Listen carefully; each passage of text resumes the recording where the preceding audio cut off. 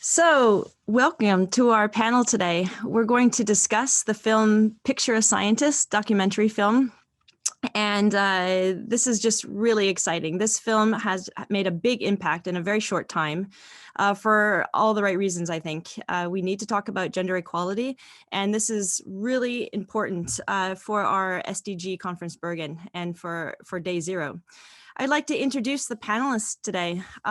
We have Sharon Shattuck, who is co-director and producer of the film, and we have Manette, producer of the film. We have two rectors from the university. We have the University of Bergen rector, Margareth Hagen, and we have Curt, who is the rector from the Oslo Metropolitan University.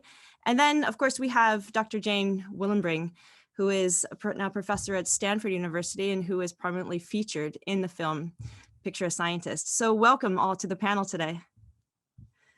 The first thing I want to say is Happy International Day of Women and Girls Science.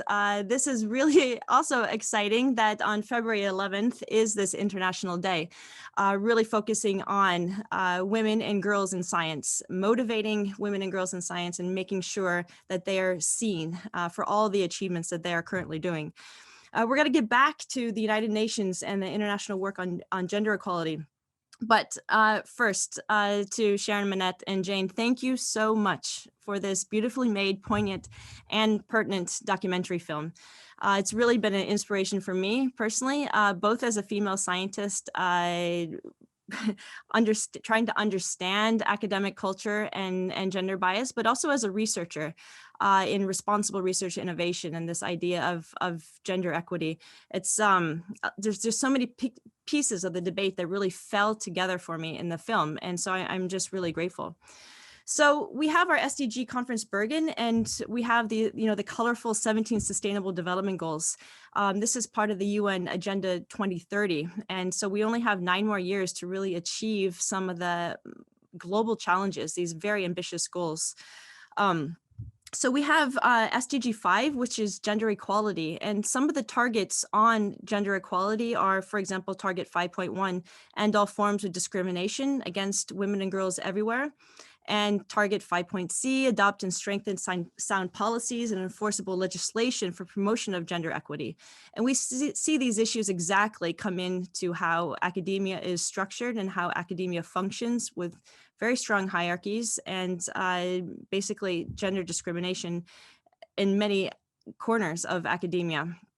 So just to further mention that SDG 5 on gender equality states that gender bias is undermining our social fabric and devalues all of us.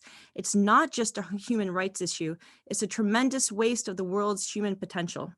By denying women equal rights, we deny half the population a chance to live life at its fullest. Political, economic, and social equality for women will benefit all the world's citizens. And together, we can eradicate prejudice and work for equal rights.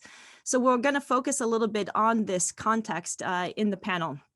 So I want to first speak more directly to Sharon and Manette, producers of the film, because I listened to Boston Public Radio, WGBH, and recently they had a researcher on there talking that people that experience negative experiences together, they feel a deeper and more meaningful bond to that. And I was just wondering, putting this into perspective of the film, because one of the final scenes is when Dr. Nancy Hopkins is with all of her, her female posse who wrote the MIT report, and they're having such a fun time.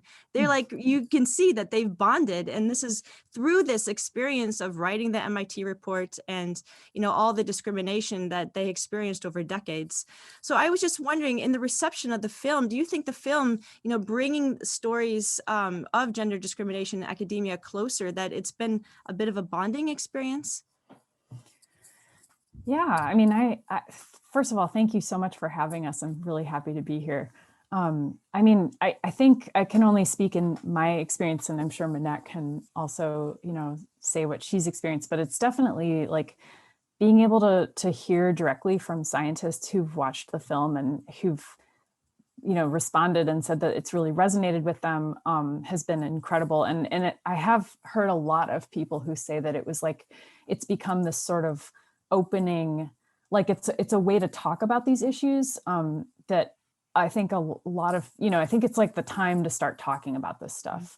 And so it's been pretty awesome to see, like, in some of these research institutions, there was a man who's been with a prominent research institution for like 40 years. And he said something like, I've been there for 40 years and this is the first time we're talking about this stuff. So it's pretty rewarding to see that. So I guess, anecdotally, it's been cool to see this sort of scientific community talking about this stuff. Yeah, I would second that and say yes. We've been talking on panels from time to time at screenings with various institutions, and some of them have done a lot of gender equity work, and some are more towards the beginning stages and kind of facing their own needs.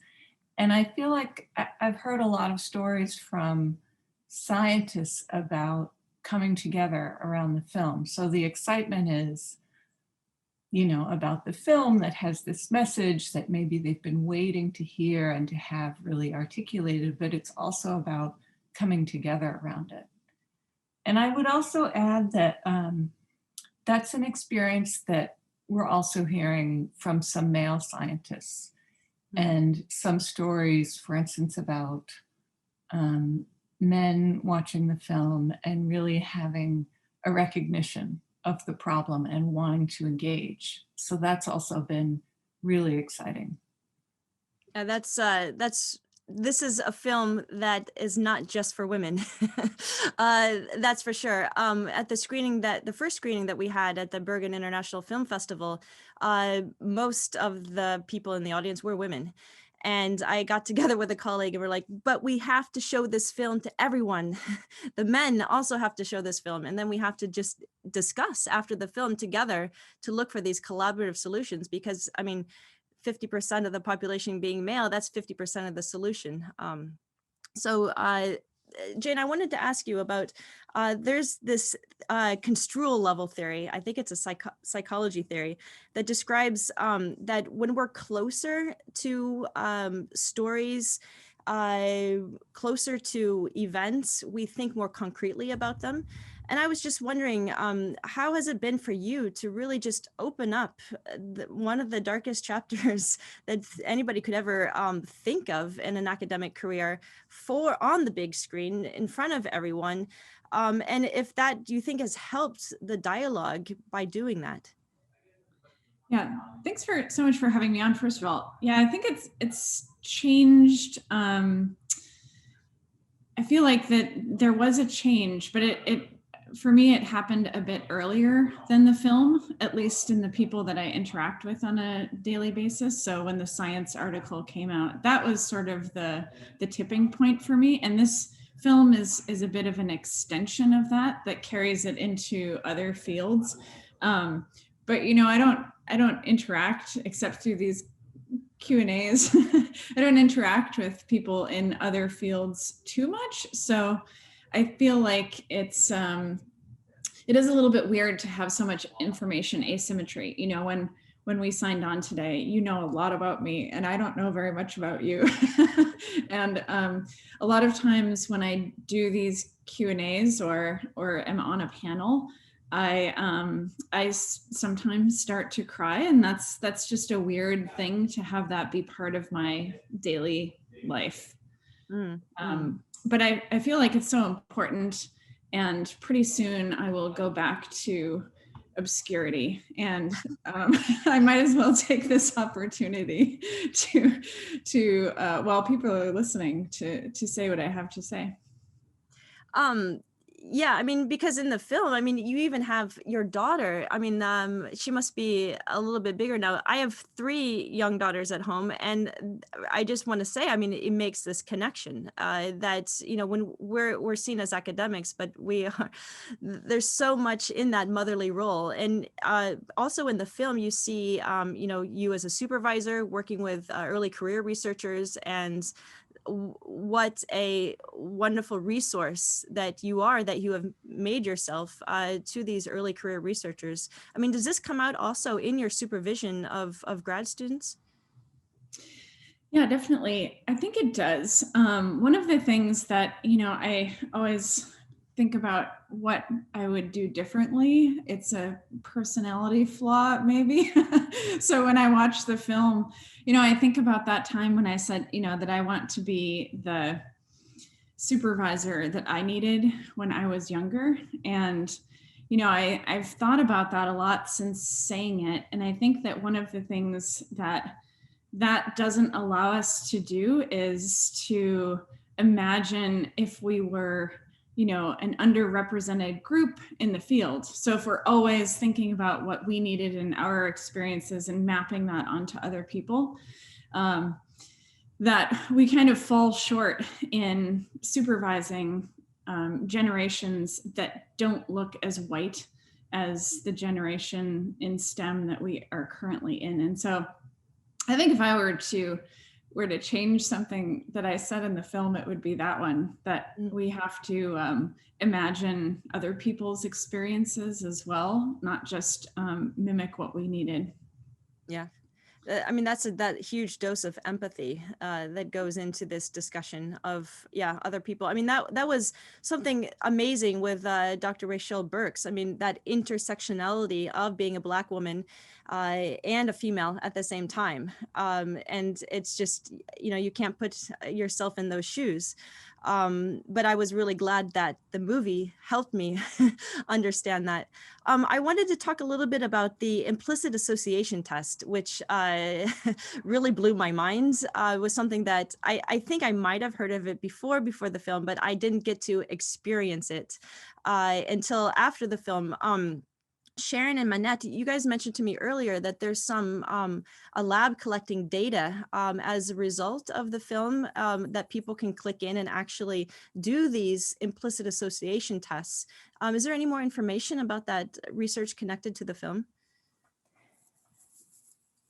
Yeah, so there are two things. So you can, the implicit association test, you can take those anytime online at Project Implicit. I think it's projectimplicit.org. Is that right, Manette? I'm not sure if the URL. Yes, I actually looked that up just before. It's, I have implicit.harvard.edu. Okay, cool. And that study has been going on for many years. Right. Yeah. So you can take those, and they have like you can take implicit association tests for different types of biases, not just men versus women in the workplace. It could be like cats versus dogs or like whatever, racial biases. So you can take a lot of these tests, and all of that data goes to Dr. Banaji's, database. So it's really interesting. And anytime you take the test and it's fun, it is a fun, enjoyable experience, even, maybe you'll be a little shocked in the end, but all that information is actually helping just to build their data set. But Manette, maybe you could talk about what the work that Dr. Pietri and Masrakusen are doing for us. Right. Dr. Pietri and Dr. Masrakusen, we interviewed both of them for the film. They're social scientists. Dr. Masrakusen was in the film. And we worked with them to put together a research study about reactions to the film. So they created a study based on a survey that went out to people shortly after they had screened the film, had viewed the film for the first time. And the data gathering is about what kinds of emotions people had, how much they connected with the characters in the film, a series of questions there, and then sort of what their intentions were to take action. And then there was a second follow-up survey 2 months later, sort of see, okay, what's happened since. And they're still gathering data on that, but that will be published, I think, this summer. So there've been a number of sort of preliminary findings they could share with us. For instance, among people who saw the film who are in leadership positions, there was a very strong correlation with taking action for change from the point of view of their leadership. And there was also a strong sense of self-identification in younger viewers with becoming a scientist, with following scientific studies. So that was another great finding. Because I've had colleagues that of course have seen the film, and we've been discussing it. We have a little ambassador group of ambassadors for the film at our faculty, Mathematics and Natural Sciences.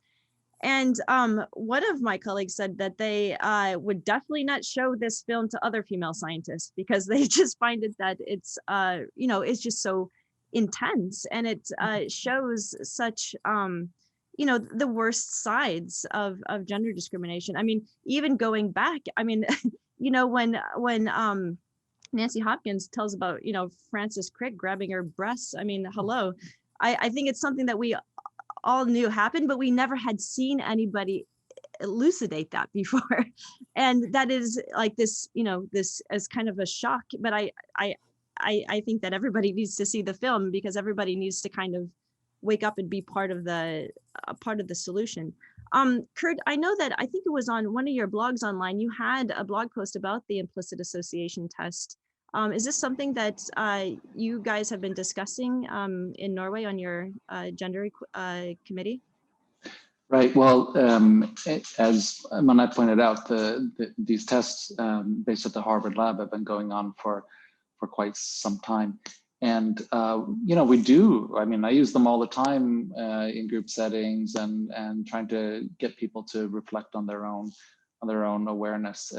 Alan Alda has a TV program about communicating science, and he has an episode about implicit association tests that also does a nice job of telling some of that his story. So I think that it's important, and it's important for researchers to do it. I understand the reaction where people say, "Oh, I don't know if I want to show this to young women scientists," but I do think it's very important that we, you know, talk openly and candidly about the gender-specific aspects of career challenges in academia, and they are not few. So anything to heighten awareness, including implicit association tests, is very positive as far as I'm concerned.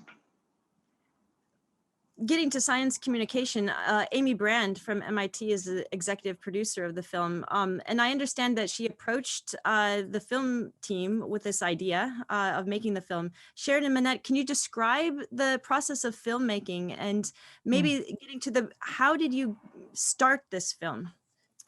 Yeah, so it started through Amy Brand, who runs MIT Press, and she came to us with the story of Nancy Hopkins.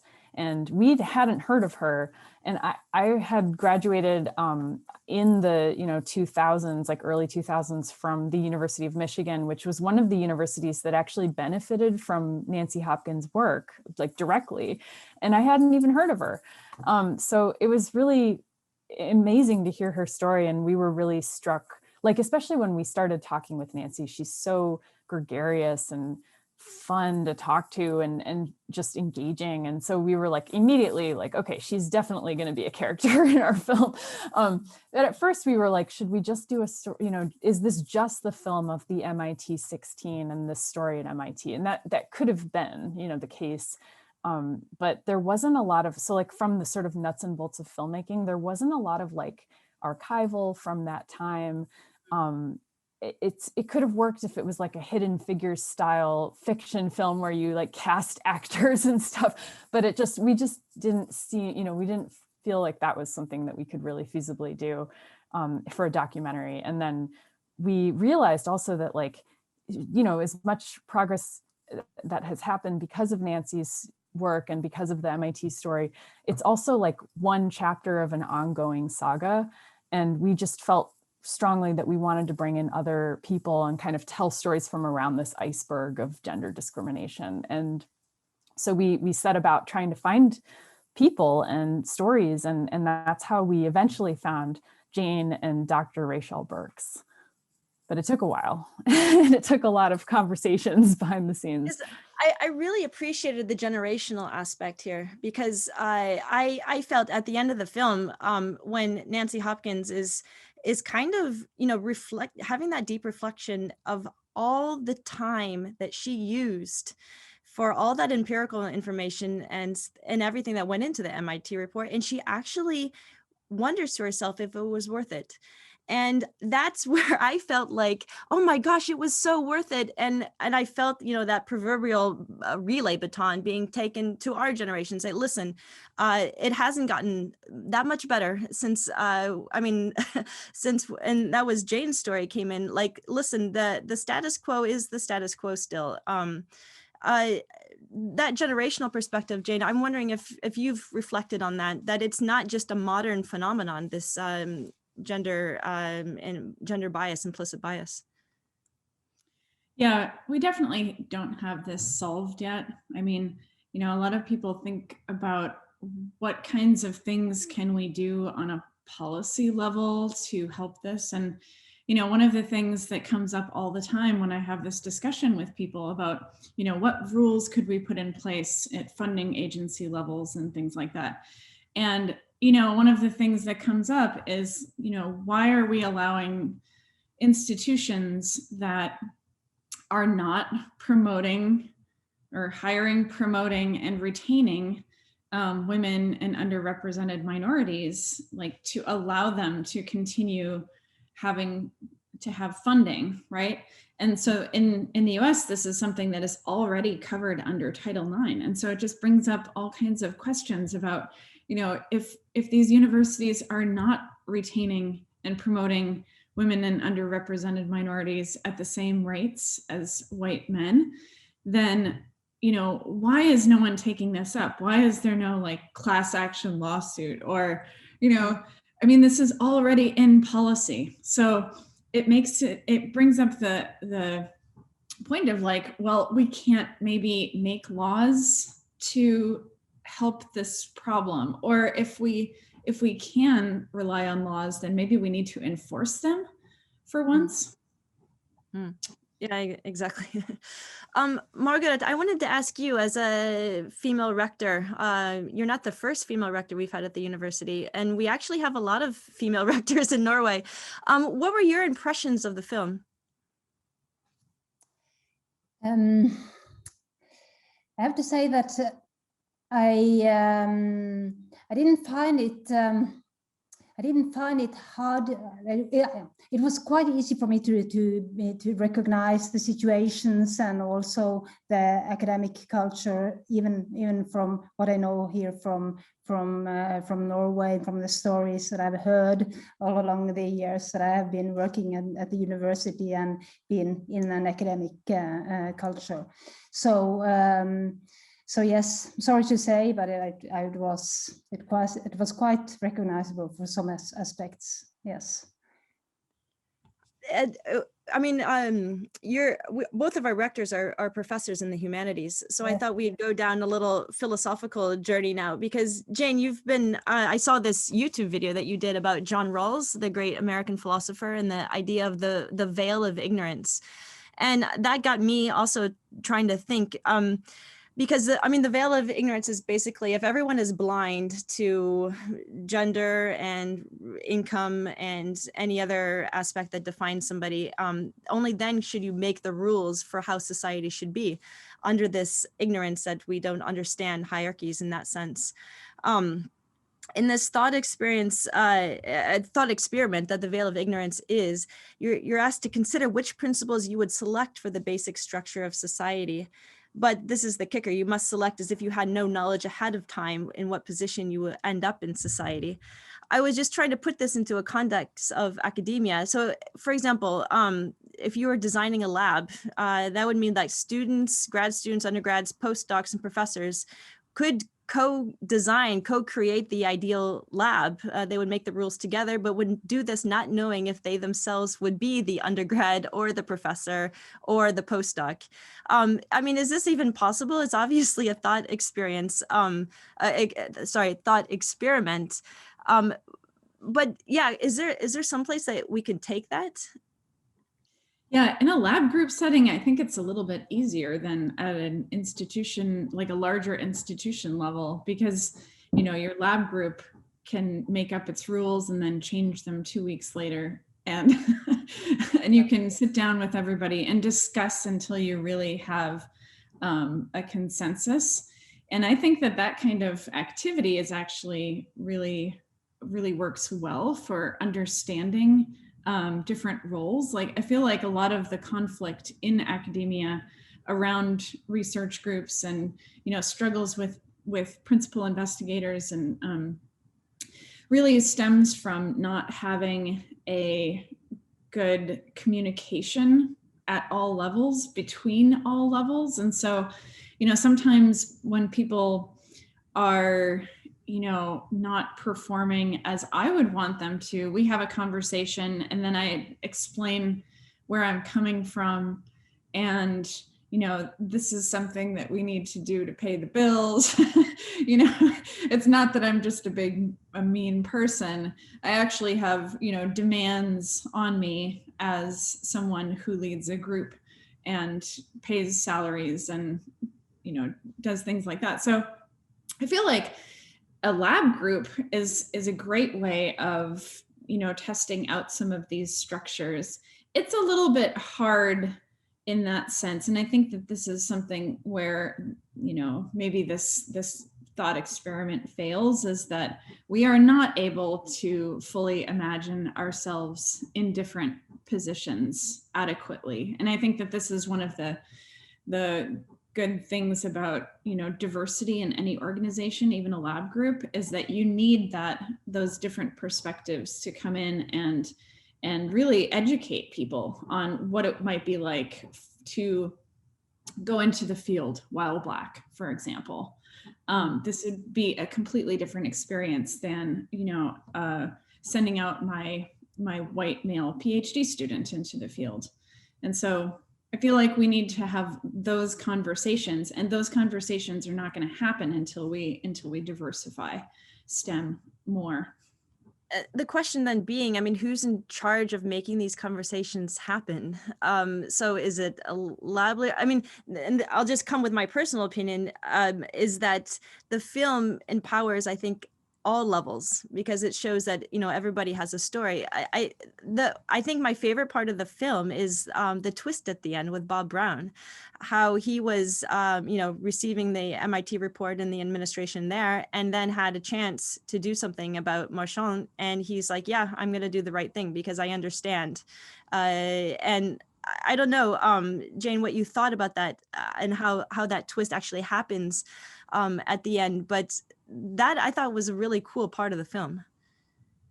Yeah, that was I would love to hear from Sharon about that. That was a really, you know, I mean, I was just so, when he came through with that determination, I was just so relieved and grateful all at once. And one of the interesting things that I think kind of is not clear from the film is how, like, we were filming before he even came out with that determination, which was really, you know, I remember when I was telling Sharon my story during the first interviews, it came out that he wasn't fired yet. And I think you did a double take, Sharon, like, what? He's not fired? I thought it was like wrapped up. I was like, yeah, like, okay. And then I don't know why I just, you know, it's like, maybe that's my own bias coming in. I just assumed that it was like, of course, this is already finished. And no, it wasn't at all. And so like while we were filming, the deliberations were still happening. And so we actually interviewed Bob Brown before the ruling came down. I'd have to go back and look at Manette, it was after? No, we interviewed him after. Okay, But he wasn't allowed to talk about it. So we had to like sort of skirt around. And so we talked about MIT, and it was, you know, it was just kind of interesting that like we, like, even though it was after the ruling and everything, we weren't actually explicitly allowed to ask him about that part of the story. So we had to like put in a text card to explain what had happened ultimately with his ruling. Right. In fact, we'd wanted to interview him for some time before we'd even started talking to Jane because of his connection to the MIT story. And that's all we interviewed him about, because they had, you know, just gone through this and they weren't willing to have him speak to the Marchand question at all. It's really interesting. And I think one of the fun things about making a film in real time as things are kind of coming, it must have been a bit exciting as filmmakers. I want to move to the part of the panel where we start talking more specifically about structural change. I mean, Margareth, you'll recognize the statistic when I say that my faculty of mathematics and natural sciences at the University of Bergen currently has 15% female professors. And we've been at this low percentage for many years with just kind of flat. There's a new project that just got funded called Gender Act. And this is a faculty project, which is potentially really exciting for the faculty. I mean, Bob Brown, he's the former provost at MIT who we were discussing earlier, now president at Boston University. He said explicitly, you cannot solve the problem unless you build in systematic structural change that can keep working over a long time frame. And I just wanted to ask you, Margareth and Curt, I mean, we obviously don't need to fix the women in this situation. The film does a beautiful job about talking about implicit bias, and that structural changes, cultural change, has to happen in academia in order to even get anywhere close to gender equality. So I wanted to ask, is there, from the film, first to Manette and Sharon really quickly, is there any place that you would suggest starting when you've listened to these stories as filmmakers? And I mean, Sharon, you also have had a foot in forest ecology in your before you became a filmmaker. Are there any tips, you know, from the street or from the interviews that could be helpful in this dialogue? Yeah, I mean, we did talk with a lot of a lot of social scientists as we were making the film, and you know, so we picked up a lot of like kind of ideas for, you know, sort of bottom up and top down things that you can do. I can't speak very much to the top down, although I do think it's really important, and people like Nancy Hopkins emphasized over and over again that you really need to have this, like for instance, at MIT, there was this man, Bob Bergeneau, who was really active in recruiting far and wide and trying to look outside of the typical recruitment areas and trying to get more women on the faculty. And so they actually had this, like in the graph of women employed in the School of Science, there's this bump when he was active, and then they call it the Bergeneau bump. But then he retired, he left. And, or I think he moved to another institution, but then this bump kind of flattened out again. And then there's a plateau. So it's really like important, this active, not like kind of not saying, oh, time will solve this, you know, it's just, it'll get better over time. That's not true, I think, in our experience. There are examples like a social scientist we talked to, Sapna Cherian, was talking about Harvey Mudd College, and they have so there's a pretty nice example of their computer science program, and how they basically, by like looking at the program, they had like dismal, you know, numbers, like barely any women in this program. And they realized that some of that was because, like, to get into the program, you had to already have computer science. So there was like already these bars at the very beginning that a lot of women like hadn't taken that in high school, you know. And so it really like eliminated a lot of people who could potentially be really good candidates. And so they changed these entry-level things. And now they have like much better numbers. I think it's almost 50-50. So it's pretty incredible. Yeah, that's a really interesting story. Curt, I mean, you've seen so many things. Since 2014, you've been head of Norway's Committee on Gender Equality and Diversity in Research. I mean, in my faculty, where should we start with this structural change? I mean, we should be up to 40, 50% females, and we're at 15. And Norway being, of all places in the world where you would think that gender equality would really shine through, for example, as it does in our politics, in our elected officials, what's happening? Well, and part of the challenge in the natural sciences is the recruiting pool, but still 15% full professors is low, and there's a big drop always from the next to the highest level to the highest level. You know, there are all sorts of measures that have been tested and studied that can have an effect. If I just mentioned one of them that kind of builds on something Jane was saying earlier, it seems to be the case that anytime in the system where we manage to make the requirements more explicit, that is good for gender equality. So what does it take to get a grant? What does it take to get tenure? What does it take to get a promotion? You know, those things are so implicit. I have anecdotally, I have the experience all the time of asking, you know, an early career researcher, what did your chair tell you that you need to do in order to get tenure? And they say, I don't know, right? And those rules are so implicit. And even in Norway, the rules about becoming a full professor are pretty implicit to a lot of people. For example, the role of education in your career is just not articulated sufficiently in that context. Everything we can do to make the stages of a career more transparent and more explicit are good for gender equality. So that's a kind of cultural change, a kind of systematic revision that we can do that can have a significant effect for people, just to take that one example. So Margareth, you are actually running for this spring in the election. We're one of Norway's last universities that still have a democratically elected rector and rectorate.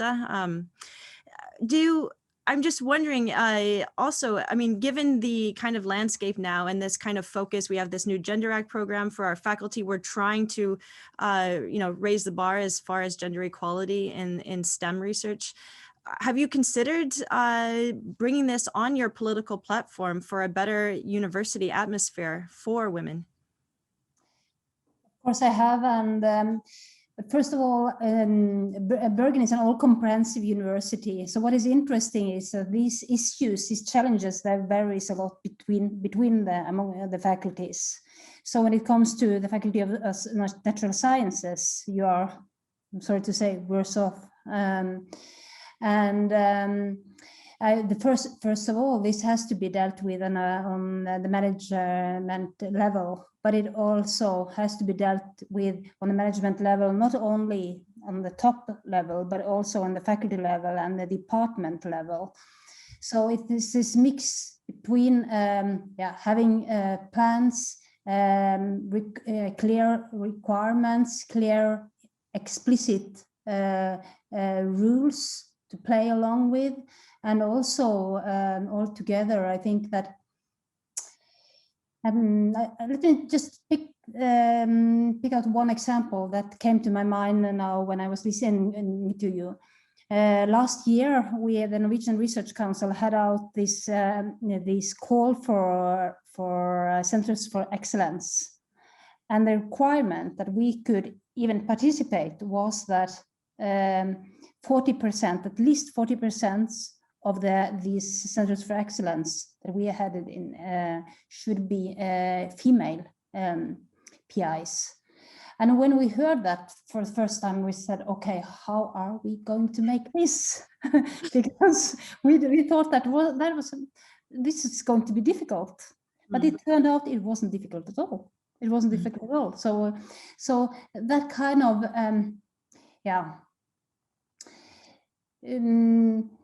what I'm trying to say is that we shouldn't just go along and take this for granted. You need to be nudged. You need to be reminded that this is an issue, and we also need to discuss it more frequently, just as we are discussing research ethics and et cetera.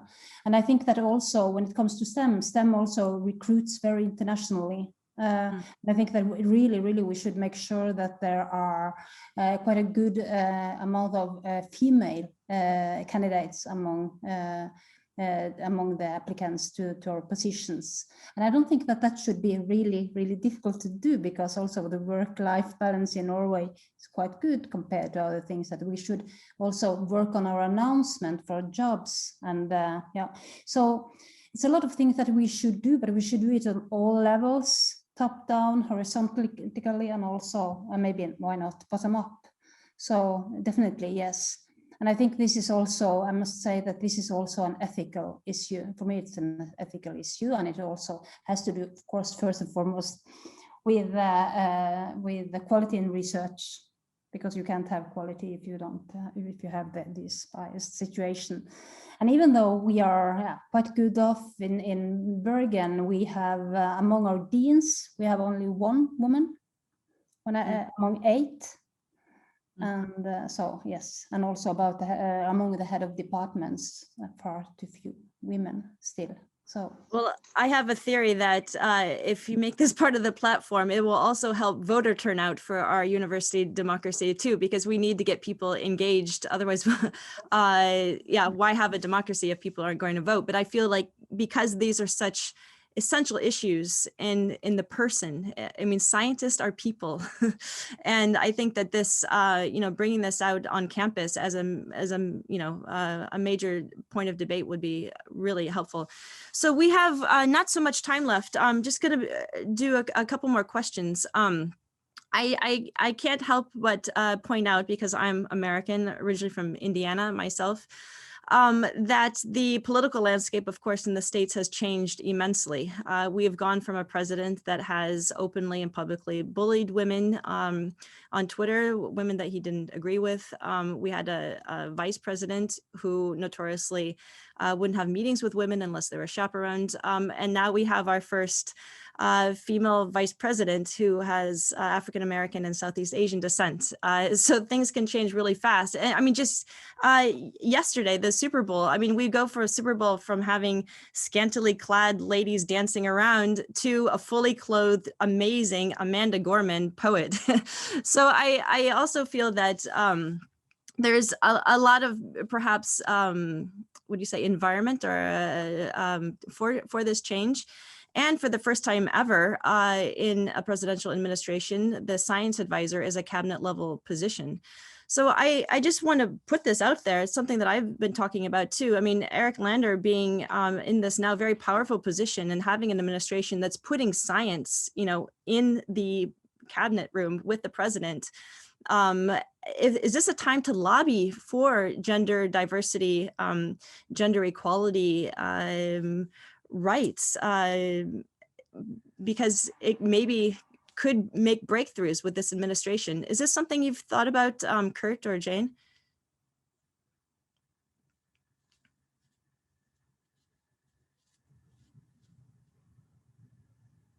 Oh, I was thinking Curt was going, I'm sorry. Yeah, I think it's something that hasn't really had a lot of champions in the Congress. And so I'm really hopeful that someone will take this on as their project. I think that a lot of, at the federal level, a lot of the efforts so far have gone into recruitment with not a lot of attention paid to the climate that people experience once they get into academia. And, this goes for, you're talking about top down and bottom up before. This is both a problem of bottom up and top down. I'm kind of, whenever I think about the retention issue in STEM for women in unrepresented groups, I think about that Grinter and Whitaker quotation that goes, "The culture of any organization is shaped by the worst behavior that the leader is willing to tolerate."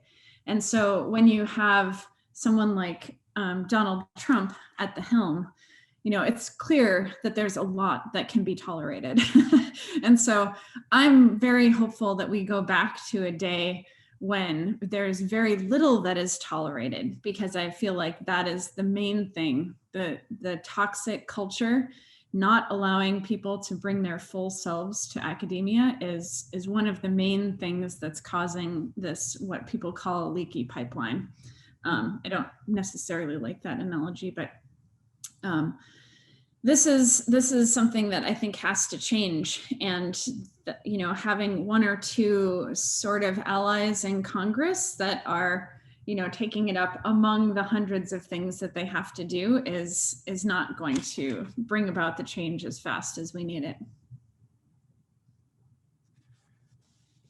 Curt, what's your American Norwegian take? Well, I think that Jane is touching on very important points here.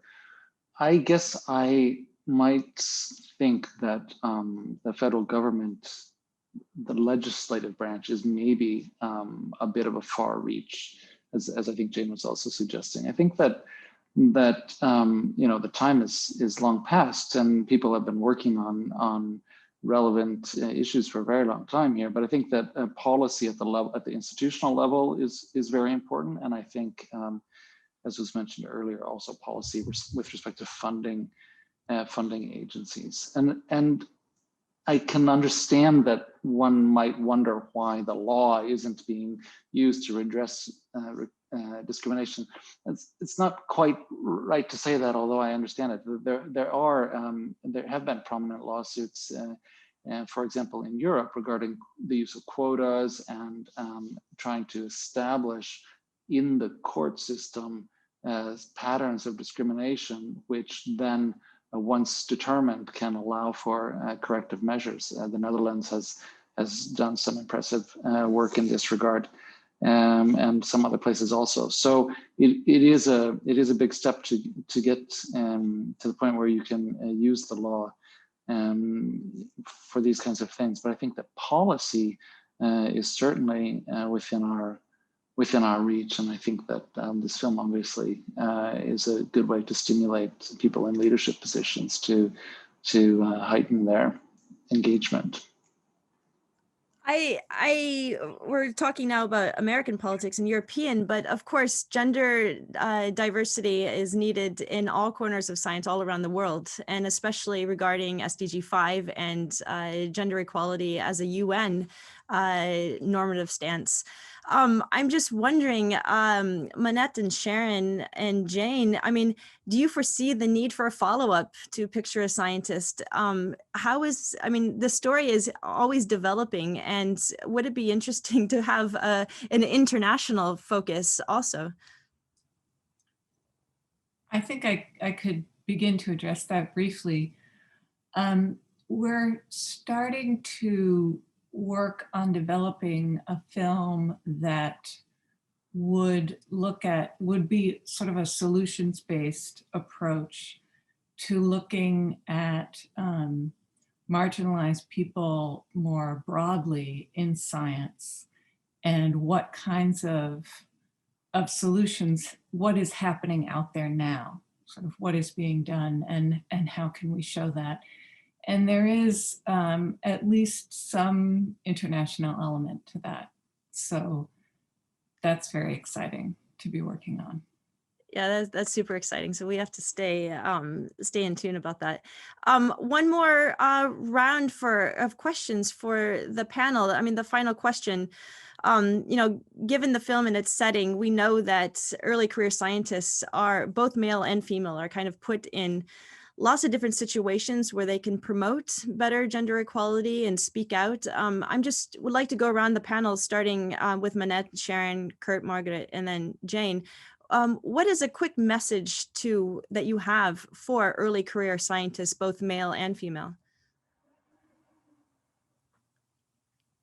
It's a Manette. really tough question for us. I think for like the thing that I took away from making the film, and just from my own background and as a forest ecologist, is sort of feeling like, and also just as a person working in media, frankly, is that you're not alone. And like, whether you decide to tell your story or not, because we also completely understand if you don't want to talk about your story publicly, there are a lot of people who've experienced this. I'd say by far the majority of women that, have experienced something like this. And yeah, it's just, it was really powerful to see people come together and bond over just sharing their stories. Yeah, I mean, I was also going to say, just thinking of Dr. Burke's saying, find your allies in the speech that we see towards the end of the film. I think that was very powerful and was certainly a big part of the MIT story.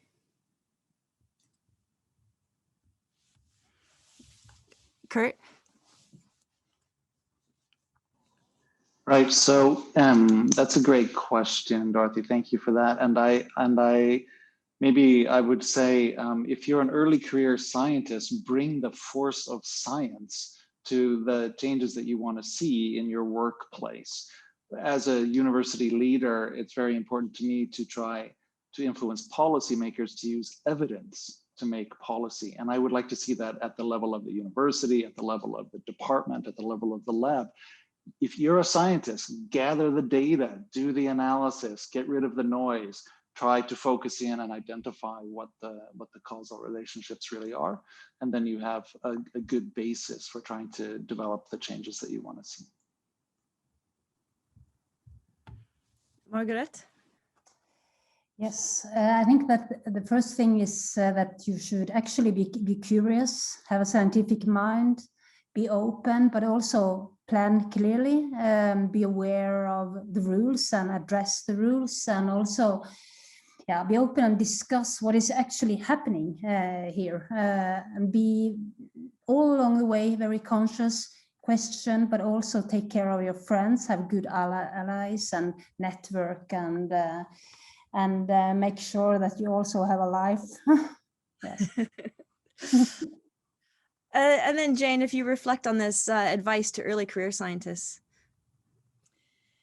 Yeah, this is a hard one because there are a couple of conflicting, everybody, when I come and give a talk to their institution or whatever, everyone wants me to say, like, go ahead and report. And, we don't have necessarily the consequences for reporting yet to actually suggest that people should do that. And so I feel like the pragmatic thing for me to say is that in some cases, just surviving in this, in academia so that you can do your science and, sort of live to fight another day is maybe perhaps too pragmatic, but also something that people have to take into account. I know that for some early career scientists, my generation has been working on making things better. And I know that the